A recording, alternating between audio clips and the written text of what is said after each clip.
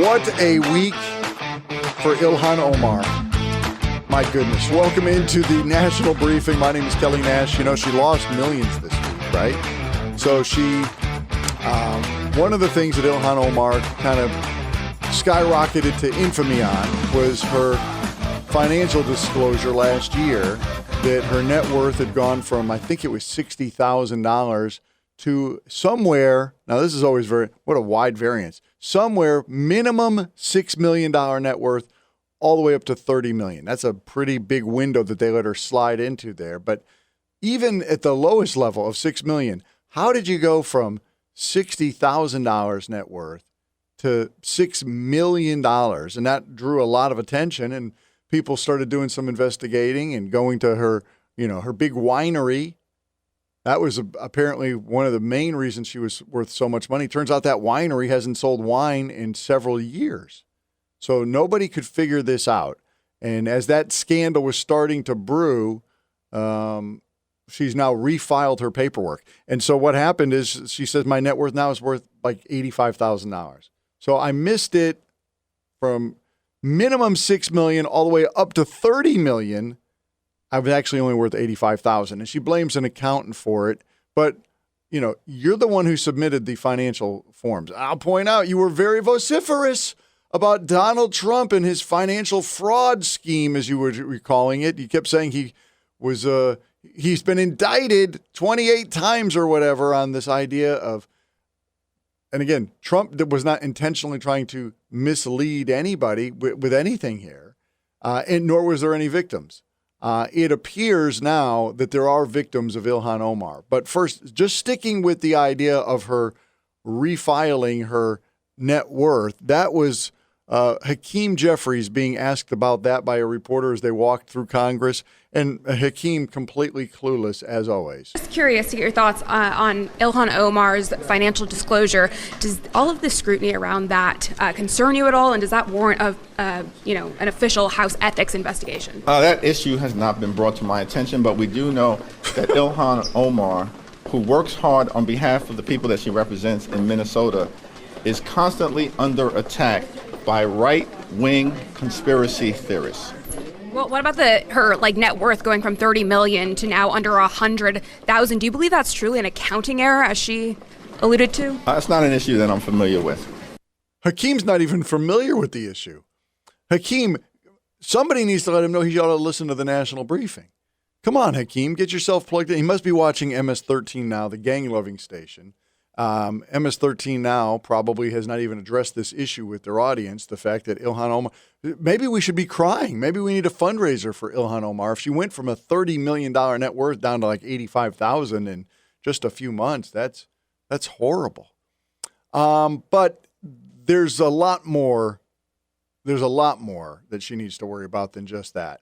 And so I'm going to play you about a 60-second clip. This is not a Minnesota representative in Congress. This is a Minnesota State House representative named Kristen Robbins. Now, Kristen Robbins, she's going to start this clip talking about how they've been bending over backwards trying to get Ilhan Omar to come to the State House in Minnesota just to explain your position.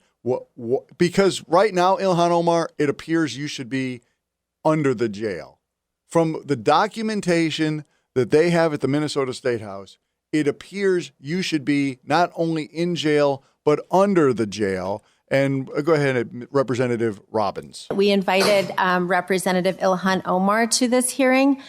We left her 2 voicemails at the end of March. We've written 2 letters, one on March 13th and one on March 30th. We also sent an invite on April 15th via her scheduling portal, and we have not had any response. So there's a lot of talk in a lot of these reports about how the Feeding Our Future happened because guardrails were taken off the federal school nutrition program. And that is absolutely true. And the first time that happened was in March of 2020.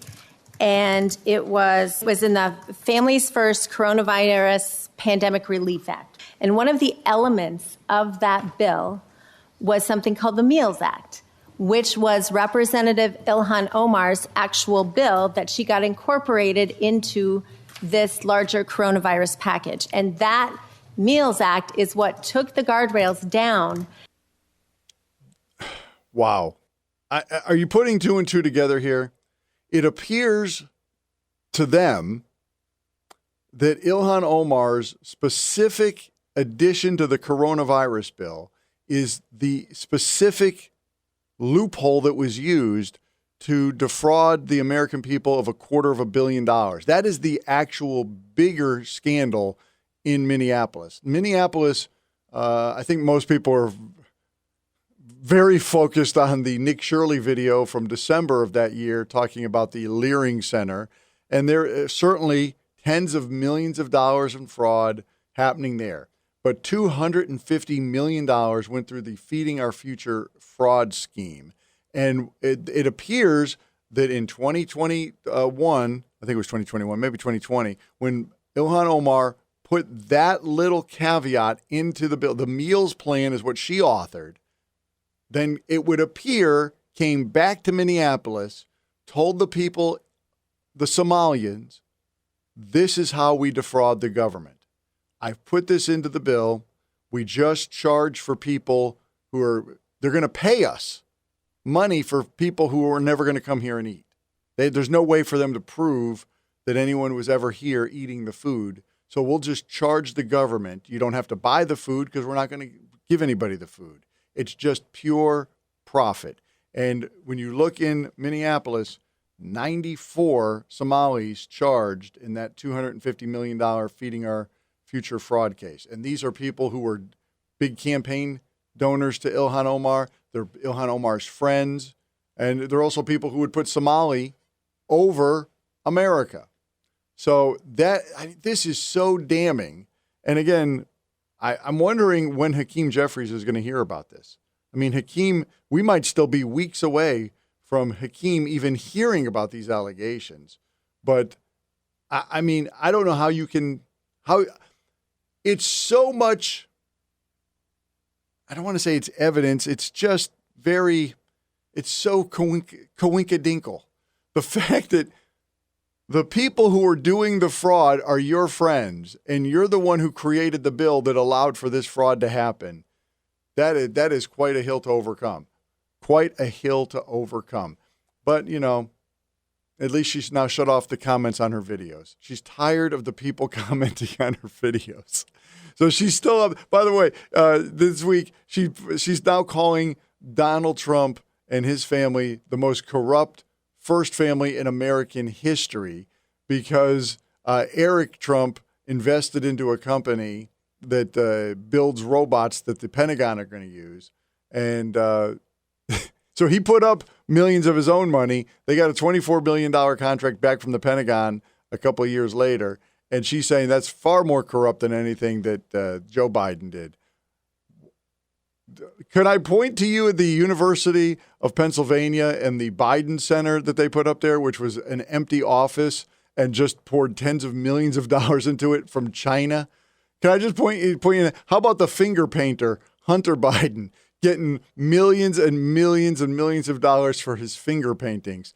No, there is nobody who's going to compete with the Biden family for the most corrupt first family ever. In a culture drowning in spin and censorship, this is your lifeboat, the National Briefing.